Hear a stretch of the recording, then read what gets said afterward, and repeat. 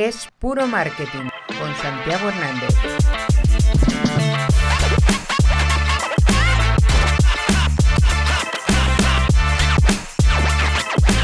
El podcast de Puro Marketing. Hola, buenas. Bienvenidos a un nuevo episodio de Es Puro Marketing, el podcast en el que entrevistamos a profesionales y a directivos del ámbito del marketing y de la publicidad. Hoy nos acompañan los cofundadores de Dobus, nos acompañan Pepe Huertas. ¿Qué tal, Pepe? ¿Cómo estás? Hola, muy bien. Pues muy a gusto de estar aquí con vosotros. El gusto es nuestro. Y José Luis García Morato, ¿qué tal? ¿Cómo estás? Muy bien. Deseando que nos pregunte. Pues vamos a por ello y preguntarse nos da bien. Pero Pepe y José Luis actúan dentro de la compañía como CEO y como CGO y bueno, pues nos vienen a contar su experiencia. Como decíamos, la idea es repasar vuestra historia y saber cómo habéis llegado hasta aquí. Luego realizaremos una serie de preguntas sobre cómo estáis viendo el sector y sobre cómo está Dobus en la actualidad y hacia dónde estáis yendo en el futuro. Y cerraremos con las preguntas de siempre que bueno, no tienen nada que ver con el sexo y con la cuenta bancaria. Así que podéis estar tranquilos, podéis estar relajados, hablaremos de marketing. Estupendo. No, o sea, lo que queráis, ¿eh? O sea, si queréis hablar de sexo también vale. Venimos de la revuelta, o sea que ya... Maravilloso. Pues nada, pues la idea, como decíamos, es repasar cuáles fueron vuestros inicios, que estaban muy ligados al ámbito comercial, ¿no? En una primera etapa. Sí, yo estaba terminando Derecho, que nada que ver con el marketing, aunque hay que ser bueno en los juicios y con los clientes, pero nada, estaba terminando Derecho y me llamó el INE, que dicen que el INE no funciona, pues en el 95, 96 conmigo funcionó, me llamaron para un puesto comercial dentro de una de las empresas del grupo Telefónica, que era Telico. Y ahí entré, estuve un año y pico hasta que terminé la carrera y me pasé a otra que era también del grupo, que era TPI, que fue una empresa que con el paso del tiempo fue del IBEX 35, una gran empresa muy comercial y también muy de marketing. Y ahí pasé por distintos puestos: comercial, jefe de ventas, gerente territorial y director territorial. Y la verdad que bueno, pues apasionado del mundo de las ventas y de la publicidad y del marketing. José Luis. Pues yo empecé en TPI siendo administrativo, estuve un año y medio. De administrativo pasé al mundo comercial, que fue un enganche total. Yo era la persona, me considero que soy introvertido, pero la verdad que ahí enganché con el mundo comercial y desde entonces no lo he dejado. Fue clave pasar por TPI y luego por Ibu, ¿no? que es la empresa fue la empresa que compró TPI en España. Y fue pasar con experiencias muy distintas. Fue una etapa primero del conocimiento, de entender cómo funcionan los objetivos en las empresas, cómo funcionan los equipos comerciales y luego pasé más a entender la necesidad del cliente, la necesidad de la estrategia en el mundo digital, entender cómo funcionan las pymes, necesitan de ayuda, ¿no? de terceros para poder acometer el mercado, la transformación digital, y también fue clave porque ahí fue una experiencia más consultiva, ¿no? Más consultora en la última etapa. Y fue clave también para entender y dar el salto a crear la empresa nuestra. Eso os iba a preguntar, entiendo que os conocisteis en esa etapa, ¿no? Nos conocíamos de mucho antes, éramos amigos del colegio. Sí, y nada, de hecho él entró porque a TPI porque le propuse entrar, porque era una gran empresa y quería tener a un amigo y sabía que un buen profesional dentro de Página Amarilla, ¿no? Donde trabajamos, y teníamos, yo creo que claro, o sea, la idea era que sabíamos en los años malos, en 2009, pues se unió que la crisis que hizo estragos en muchísimas empresas de tamaño reducido, bueno, y en las grandes por supuesto también, y nosotros nos dedicábamos a ese tipo de empresas y sabíamos que bueno, los números en Página Amarilla iban muy mal, y luego se solapó esa crisis financiera y económica con una crisis de soporte, ¿no? De lo analógico versus lo digital, y entonces fue ya pues, la tormenta perfecta y sabíamos que ahí no había mucho futuro y montamos nuestra empresa. Lo tenemos claro en el 2013 que no íbamos a hacer entrevistas de trabajo, íbamos directamente a constituirla. Estaba pensando, vas a hablar de páginas amarillas. hoy por hoy, con la regulación de protección de datos, el hecho de pensar que había un listado donde te puedes encontrar en los teléfonos de toda España. Era el Google impreso. Sí, completamente. Bueno, Google no da esa No, información. no llegaba tan lejos. Antes tú cogías un pueblo y es que cogías la calle, bueno, es que venía todo, o sea, venía tus 2 apellidos y lo único que no venía era tu nombre, que era una inicial, vamos, blanco y en botella, y la dirección completa, y tu teléfono, o sea, Para los enemigos era maravilloso, ¿no? no se podía esconder nadie, sí. Entonces, os decidisteis en 2013 a montar el proyecto de Dobus, ¿y cuál fue el momento en el que dijisteis, esto está arrancando de verdad? Bueno, yo creo que desde el minuto 1, o sea, nosotros no teníamos un plan B, nunca hablamos de si esto va mal, no teníamos nada pensado, lo que teníamos claro era que nos apasionaba, nos gustaba y estábamos tan ilusionados como a día de hoy, o sea, fue directo, o sea, no era una posibilidad de ver si funciona, yo no me planteé nunca que Dobus no podía funcionar. No, iba a funcionar por una sencilla razón. Estábamos empezando cuando el SEO no es que nunca es que fuera tremendamente fácil, pero bueno, era más asequible en el 2013 que ahora, y cogía a un profesional, una pequeña empresa, y bueno, analizaba un poco el sector y sabías que con una buena web y trabajando bien los contenidos y tal, pues ibas a posicionar por varios términos transaccionales para el cliente, que el cliente iba a notar perfectamente nuestro trabajo, ¿no? Y bueno, podía fallar algo, ¿no? Que no era lo normal, pero sabíamos que íbamos a dar resultados como dábamos, porque nuestro leitmotiv, nuestro foco era siempre dar rentabilidad, ¿no? De ahí lo de Dobus viene de Do Business, ¿no? Y como te hemos contado, no venimos del mundo del código ni del UX, sino del mundo de generar negocio, ¿no? O sea que íbamos con un foco claro. Y ese hacer negocio ha cambiado mucho desde 2013 hasta hoy. El SEO sí, sin duda, pero el hacer negocio entiendo que también. ¿Qué cambios habéis visto en el...?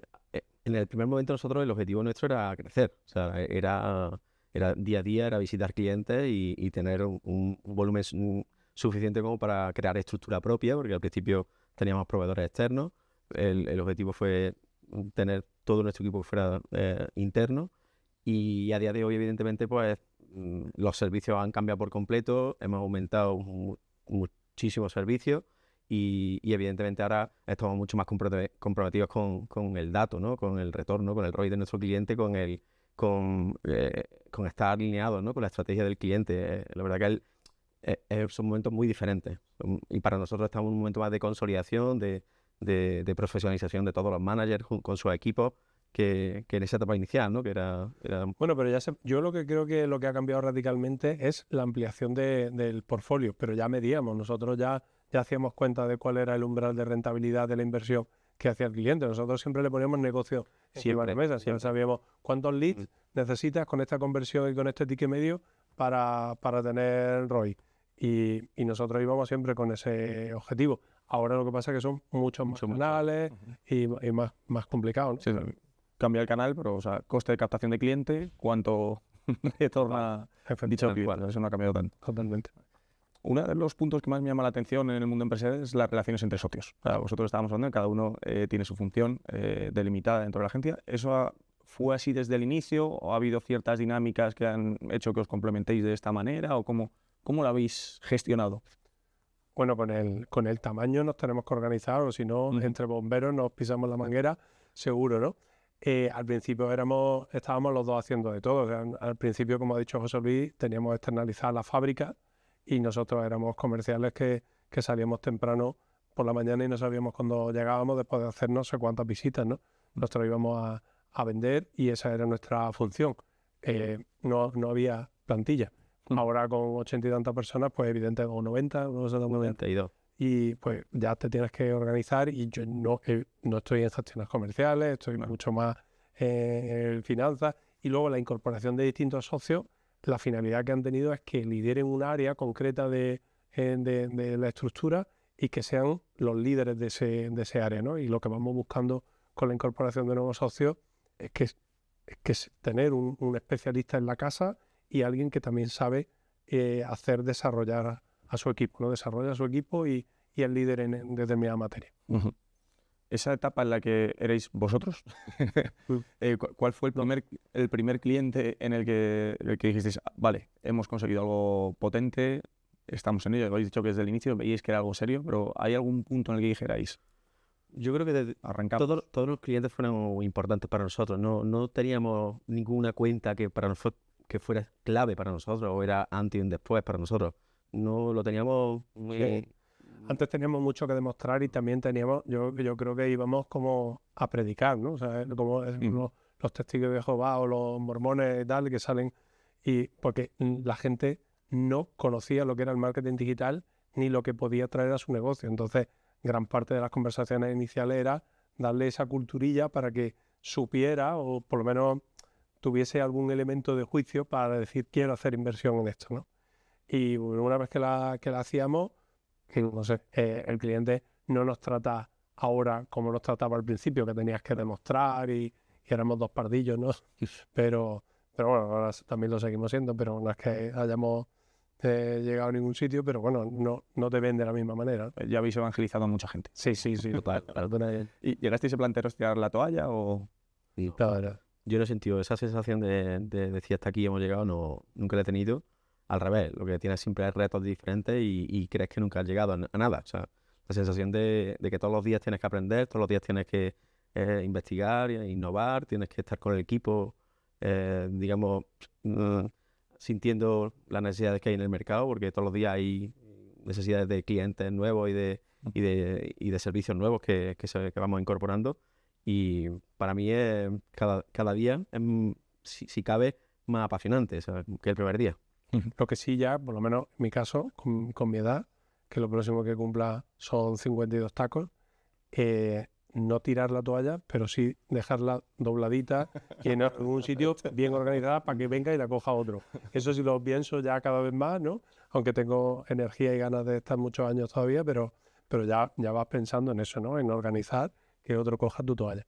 Bueno, pero eso es un punto clave, yo creo, en el crecimiento empresarial en general, ¿no? Y sobre todo, decías antes, alejarme de ese control comercial que entiendo que de inicio te cuesta, porque es lo que vengo haciendo, lo que sé que hago bien y me gusta, ¿no? Eso tiene que ser un punto. Sí, yo creo que delegar es importante para crecer. Si no tienes equipo y no tienes personas en las que confías, no puedes hacer ese crecimiento. Y al principio éramos celosos de decir la parte comercial, que esto que la relación con el cliente y no es real. O sea, si tú quieres crecer y quieres pegar ese salto y tienes que confiar en las personas, tienes que tener equipo, tienes que delegar y sentirte y ser confiable, ¿no? Y que te vean a ti confiable y que tu equipo sienta que confían en él, ¿no? Es súper importante. Un barco no es un remero ni alguien que está con el aparejo ni alguien que está con el timonel. Al final el barco es todo y todos los puestos son importantes y yo creo que lo bonito es que estamos haciendo que todo el mundo sienta el barco, ¿no? Hablábamos antes, fuera de cámara, del proceso de centralización que ha venido después de la pandemia y os preguntaba, ¿qué está pasando en Andalucía, ¿no? Porque hay un montón de marcas, normalmente del sector textil, que siempre ha sido muy fuerte allí, gastronómico, pero también marcas de carácter tecnológico. Hay polos como Málaga que está pegando un despegue brutal. O sea, ¿qué ocurre en el sector? ¿Por qué está creciendo tanto? ¿Cómo lo veis desde allí? Yo creo que Andalucía y Córdoba, pues yo soy cordobés, me siento muy, muy cordobés y por supuesto muy andaluz, pero yo creo que se lo está creyendo ya, ¿no? O sea, no se lo está creyendo desde un punto de vista de cederse, ¿no? En ese estar en ninguna posición, pero sí no estar a la zaga de nadie ni estar subordinado a nadie, ¿no? Andalucía tiene territorio, tiene talento y ¿por qué no va a estar ahí en la vanguardia delante de no sé, yo soy de los que pienso que Madrid es maravilloso, me encanta, he vivido aquí, he trabajado y tiene 1000 posibilidades, una ciudad maravillosa, Barcelona igual, Valencia, Bilbao, pero que desde una ciudad mediana se pueden hacer cosas súper profesionales y de primer nivel, y eso está ocurriendo con los amigos de Silbon en Córdoba y con otras muchísimas marcas prestigiosas y no tan conocidas que hay en la provincia. Y probablemente además viviendo mejor, con más cantidad. Sí. Aunque tenemos el problema del calor, pero bueno. O sea, eso lo compartimos ahora. Sí. El Decís que sois una organización, una agencia, un grupo, ¿no? Sí. Mejor dicho, comprometido 100% con los objetivos de los clientes. ¿En qué se traduce esto en el día a día? Porque me consta que incluso en alguna ocasión habéis llegado a ir contra vuestra propia rentabilidad. Lógicamente no siempre, porque si no, no podríais. Si no hubiésemos cerrado. Bueno, yo creo que todo lo que al final llega es porque se comunica previamente, ¿no? Estamos en un medio, ¿no?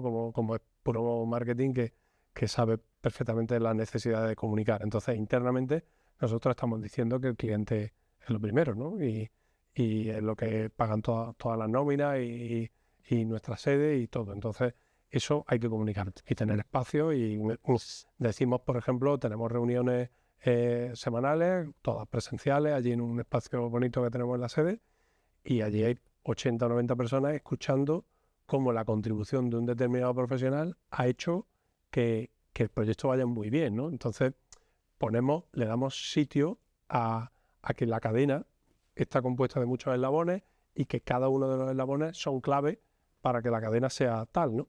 Y entonces darle sitio a que alguien diga, oye, esto que he hecho está haciendo que el proyecto del cliente vaya muy bien, es poner al cliente en su sitio y a cada uno darle la relevancia que tiene en el proyecto.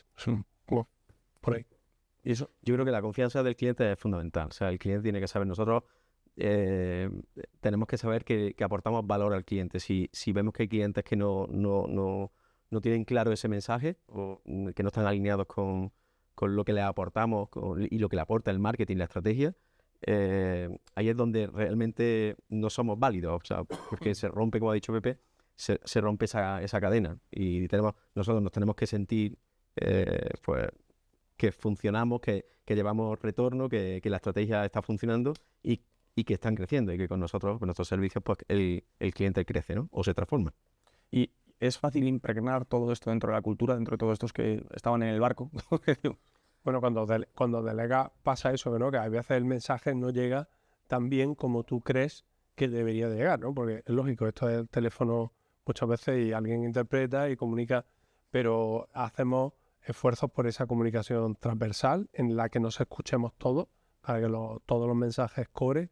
Por ejemplo, ahora estamos trabajando mucho con misión, visión, valores, para que todo el mundo esté alineado, y ahí está lo de Customer First, ¿no? Como clave. Hay que trabajar mucho la comunicación. Si tú no comunicas, va a haber otra información que circule por ahí que no es la que tú quieres, ¿no?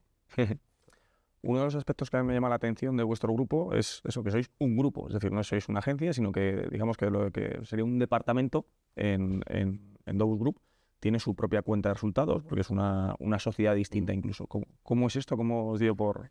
Bueno, yo creo que es la fortaleza del grupo. Yo creo que necesitábamos tener, como se ha dicho antes, se ha comentado, Pepe lo ha dicho, necesitamos tener el expertise de nuestros socios y tener esa fortaleza de que controlan el servicio y que saben perfectamente las claves de cada una de las líneas que trabajamos, ¿no? Y ellos son los líderes de los equipos, ellos son los que impulsan e innovan y están en contacto directo, ¿no? con las necesidades del mercado, y creo que es un camino que hemos tomado. No hay camino mejor que otro, sino creo que es una adaptación, ¿no? a ese camino y saber, bueno, qué puntos fuertes y qué puntos más débiles tenemos para que reforzar aquellos que necesitamos para que salgan mejor y a creértelo. O sea, nosotros confiamos en nuestros socios, confiamos en nuestros equipos y creemos que es un camino válido para el mercado. ¿Y cómo es ese proceso de selección de estos expertos? Bueno, lo hemos Es orgánico, no ha sido orgánico, no ha sido una no hemos selección. buscado ningún socio, ha sido que viendo, o sea, trabajando por cuenta ajena, ¿no? Trabajando para nosotros, hemos visto que ahí había una persona con talento, con capacidad y que mejor que, o sea, que en lugar de un buen manager, un buen team leader, pues podía ser también tener participación de esa sociedad. Ha sido... Incluso hay casos de todo tipo. O sea, hay socios que eran empleados, eran colaboradores nuestros antes de ser socios, y ver el impulso, ver las ganas, ver la ilusión del día a día y lo identifica, dice, esta persona es el siguiente paso que le toca para estar con nosotros, ¿no? Y bueno, es una manera que hemos visto... Que tiene sus inconvenientes también, que no es no hay, o sea, hay que saber que el que está de socio único y tiene 50 empleados, pues no tiene que que ponerse de acuerdo con los demás, no hay un colectivo de socios en el que trabajar una paz social y donde haya armonía y donde todos vayamos a una. O sea, tiene sus pros y sus contras. Hemos estado por este camino, estamos muy contentos y nos ha permitido conocer a muy buenas personas, muy buenos profesionales y que están tirando del carro. Son caminos distintos. A mí lo que me llama la atención es cómo hacéis para que la máquina funcione, o mejor dicho, las máquinas, ¿no? Para que todas tengan relación entre sí. Bueno, se ha dicho también antes, yo creo que la comunicación es fundamental, el contacto a diario.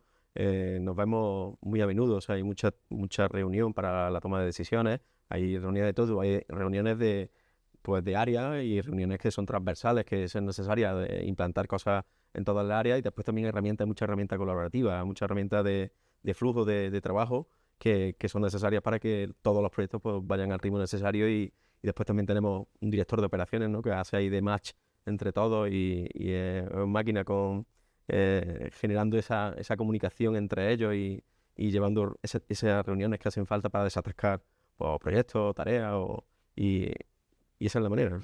Alineando intereses. Hemos hablado antes de la comunicación, pues aquí también hay que hablar mucho y consensuar objetivos y ritmo y intereses, ¿no? Que es lo más importante.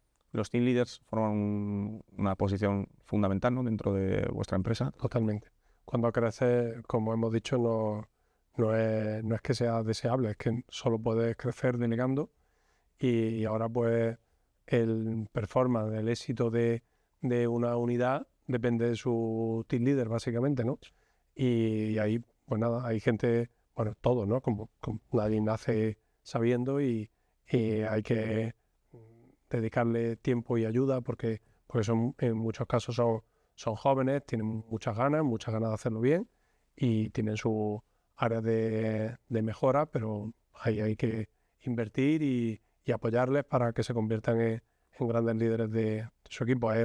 Para nosotros la pieza fundamental ahora mismo del equipo son los managers. Si los managers fallan, la calidad que tú le quieres dar al cliente puede estar en cuestión.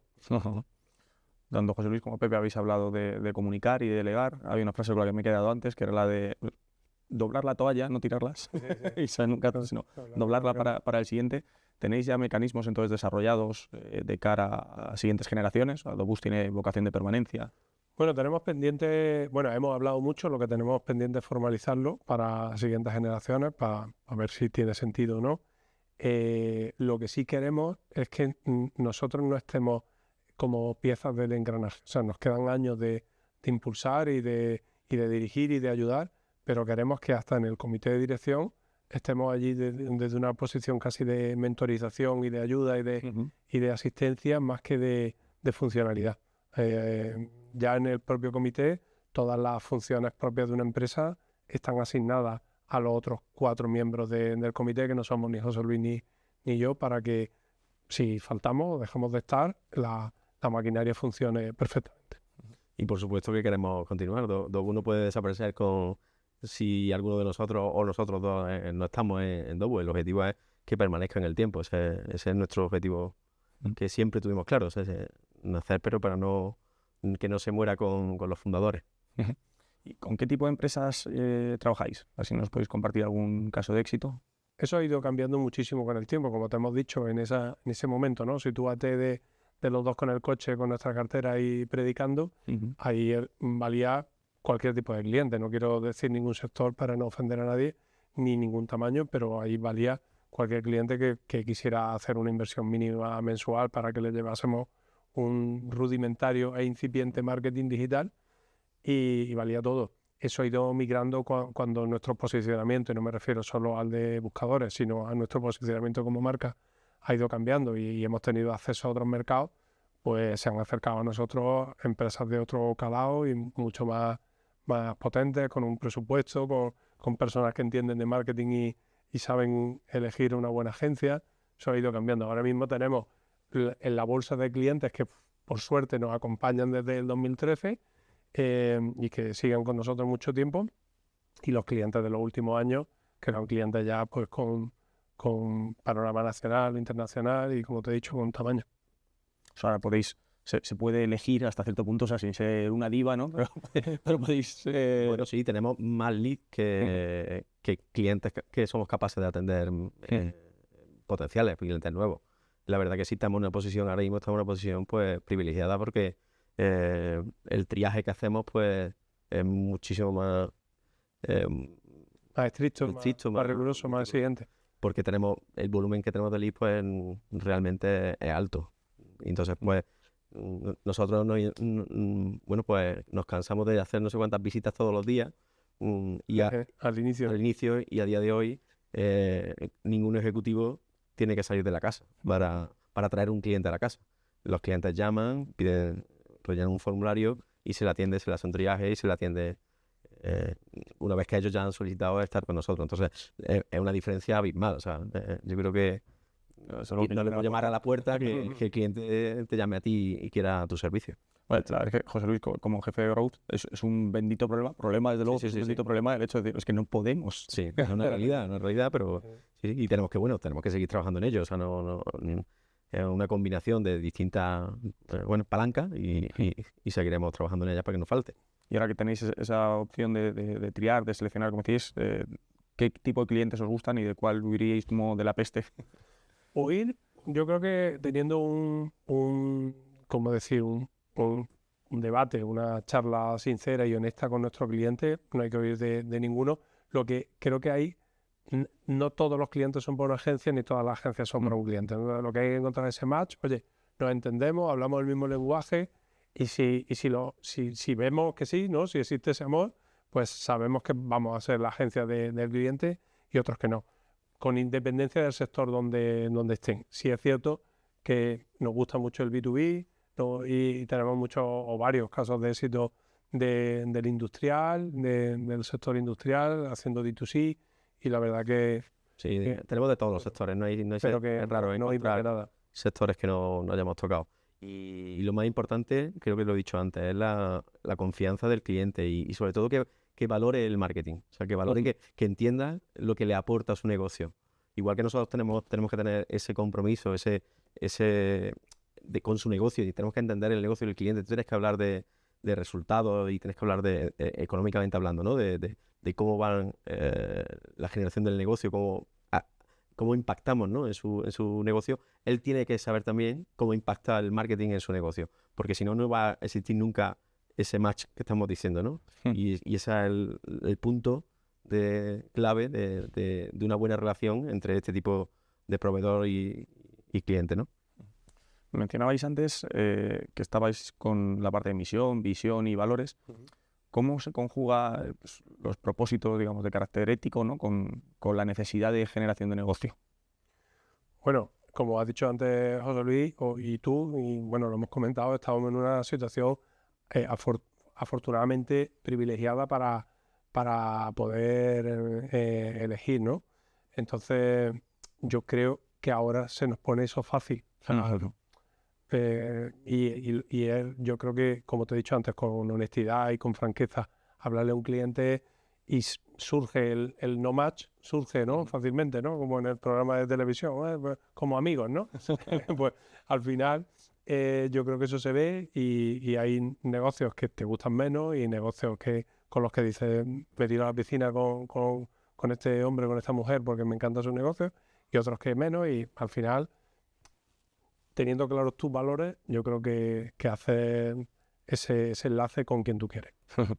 Estamos ya en la recta final, pero me gustaría saber hacia dónde está yendo Dobus en los próximos años, antes de que pasemos a hacer las preguntas de siempre, las de rigor. Bueno, Dobu, va a seguir. La última incorporación de Dobu ha sido el Dobu Group, ¿no? Ha sido Data, ha sido incorporar una persona muy valiosa para el grupo, y la IA, sabes que está dando caña y es clave ahora mismo. También estamos con el desarrollo de todo el tema de automatizaciones, de agentes, y creo que Dobu se tiene que seguir desarrollando en no dejar de innovar, de tener nuevos proyectos y enfocándonos al futuro, ¿no? Es no dejar de pensar que que esto cambia continuamente, ¿sabes? Que es la realidad, ¿no? Que yo no conozco ningún año que haya sido igual a otro, o sea, no conozco, siempre ha habido una actualización, o sea, yo me acuerdo del primer libro que yo leí del mundo marketing, que lo leí en el año 2006, o sea, de Maciá, de Fernando, que fue mi primer libro de posicionamiento en buscadores. Imagínate aquello como a día de hoy cómo ha cambiado con la omnicanalidad y con la IA, ¿no? Que es brutal la disrupción que está haciendo, ¿no? Pues no puedes dejar de actualizarte y eso es una realidad que tienes, que sí o sí yo creo que estamos obligados todos los que nos dedicamos a este sector. Pero que yo creo que al final, menos la esencia, va a ir cambiando todo, ¿no? O sea, nosotros no nos vamos a agarrar a ninguna plataforma social por cariño. Si no vale para los objetivos de nuestro cliente, pues esa plataforma está descartada. Pues ocurre con todo. O sea, desde que nacimos, Google ha tenido un poder bestial, ¿no? en el sector. Ahora parece, ¿no? que la IA puede ir poco a poco quitándole, habrá que verlo con el tiempo. Pues con eso te quiero decir que cambiará todo menos la esencia, que es que generar negocios para nuestros clientes y usar el marketing para que nuestros clientes vendan más y mejor, que es lo que yo creo que impregna a todos los profesionales del grupo y eso yo espero que no cambie. Ese cambiará todo menos la esencia me parece un muy buen titular. Lo tenéis en Puro Marketing. Bueno, pues vamos con las últimas preguntas. ¿Cuál es el briefing más raro que os ha tocado dar o recibir? Briefing. Yo podría ser también aquí hay una persona que nos pidió competir con Amazon. O sea, pues, imagínate si fue raro. No, hostia, pero eso no me acordaba. Montar, dijo literalmente, voy a ser más grande que Amazon. Más grande que Amazon. Entonces, es de lo optimista. Sí, bueno, ahí todavía no podíamos elegir bien clientes, ¿sabes? Fue duro decirle a los que lo soportábamos un tiempo. Que era difícil de hacerlo, o sea, pero hubo que decirlo. Pues para mí fue un briefing impactante. Sí, complicado. Sí. Yo sé si recuerdas tú otro, yo no. Mira, recuerdo más en momentos así de sonrojarte cuando los clientes eran y nos sentábamos con ellos y eran más pequeños, porque no sabían gran cosa de marketing y claro, ellos en sus planteamientos iniciales en sus planteamientos adolecían de esa falta de conocimiento, ¿no? Y pues hay veces que te pones colorado con lo que hemos dicho de voy a ser más grande que Amazon o mis pretensiones son X y le dices que bueno, que con presupuestos millonarios se puede hacer todo. Recuerdo otro briefing que fue muy bueno, que además lo hicimos con Francisco de Sabor a España y literalmente nos dijo el padre, que es un visionario, o sea, un máquina, y nos dijo literalmente: mi objetivo es abrir en Nueva York, una tienda en Nueva York. Y yo estoy convencido que ese hombre lo va a conseguir. Totalmente convencido. O sea, empezó con una tienda en la calle de Ana, en Córdoba, en la zona de la mezquita, en la zona más turística de Córdoba, y a día de hoy va por 50 y tantas tiendas. O sea, ya ha abierto el primer en Portugal, el primer ya ha salido de España, y estoy convencido que ese hombre acabará teniendo en la Quinta Avenida, teniendo su Sabor a España, porque ese es su objetivo. El sábado paseamos por Salamanca y vimos 2 en lugar de una. Sí. Sí, hay gente... Bueno, este es lo que tenía visión y lo tenía clarísimo y habilidad, seguro. Total. Y ahora ya con más de 50 puntos, aunque sea solo por chulería personal, dice, yo la abro. Estoy seguro que ha visto ya algún local. Seguro. Total. Son máquinas. El mayor éxito y el mayor fracaso de vuestras carreras que se pueda contar. Fracaso hay mucho. Sí, fracaso no todo termina en boda, ni mucho menos. Y fracaso es cuando no ha habido esa fase de primero de dar toda la información, ¿no? Nadie dice en su primera cita todo lo malo y tal, y hay veces que a lo mejor, aun queriendo ser muy, muy asertivos y muy francos, pues igual han quedado cosas que han hecho que ese problema no lo encontremos en la fase 3 o 4 en lugar de la primera. Y eso sí son errores de los que tenemos que aprender. No tengo a ninguno en la cabeza, pero a lo mejor era un grupo de no haber identificado que no éramos para ese cliente o ese cliente no era para nosotros. Y varios. ¿Qué marcas os inspiran? ¿Quiénes pensáis que lo están haciendo realmente bien? Hablas del sector, ¿no? Sí. Bueno, no, de cualquiera, o sea, cualquier marca que os llame la atención. Bueno, pues... Bueno, a mí hay una marca que en lo tecnológico me encanta, Apple, y luego en el textil soy de North Face porque me encanta la montaña y tal, y entonces me iría vestido de eso todo el día y me encanta todo lo que transmite y la vida al aire libre y tal, eso me parece maravilloso. Y Apple, que ha vendido tecnología con diseño y ha dicho, este es mi precio y adelante, págalo, ¿no? Esto es lo que hay. Y la gente en cola comprando esos productos. No sé, por decir dos marcas. Pues yo soy un friki de Google, del entorno Google, desde siempre, desde que empecé estudiando posicionamiento en buscadores. Y por qué no decirlo también, a nivel profesional, dentro de la industria nuestra hay grandes exponentes y gente que bueno, pues tienen muy claro dónde van y transmiten. Y para mí, por ejemplo, Fernando Polo, pues me parece que es un profesional y una marca personal, ¿no? En este caso. ¿Felipe Polo? No, Perdón. Fernando Polo. Y para mí me encanta. Y hay otros compañeros, pues Miguel de Bisiesto, también una persona que me encanta, el cómo transmite, el cómo vive, la pasión que tiene por su empresa y por su servicio y tal. Pues son grandes profesionales que son de los que a mí me gusta tener y seguirlos, ¿no? Y ya por último, aparte lees el libro de Maciá, ¿qué le diríamos a alguien que está empezando en el ámbito del marketing? Pues yo lo que le diría es que las empresas son grupos de personas y que trabajamos para personas, y que esa es la parte más importante, el entender esa comunicación que tiene que haber de transparencia, de ser confiable con tu equipo y ser confiable con el cliente, y va de personas, o sea, que las empresas son personas y que se relacionan para personas, y esa es la clave. Si lo sabes entender y empiezas a controlar ese clima, y te apasiona y te gusta lo que haces, con constancia, no que te duda que vas a llegar a la meta, lo tengo clarísimo.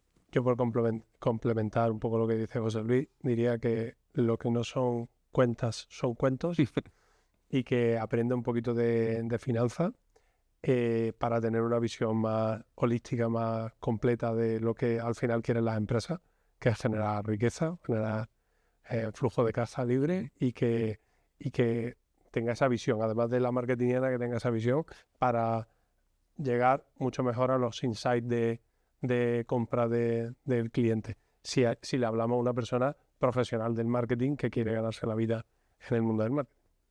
Pues Pepe, José Luis, muchísimas gracias por haber estado con nosotros. Gracias. Espero que hayáis estado tan cómodos como yo. Sí, Muy cómodo. Esto se fue, ¿no? Aquí. Pues nada, muchas gracias. Y a los que estáis ahí al otro lado, espero que os haya gustado tanto como a mí. Recordad, si os ha gustado, recomendadnos a vuestros amigos, suscribíos, y si no, pues a vuestros enemigos también, y que se fastiguen. Gracias. Es Puro Marketing con Santiago Hernández.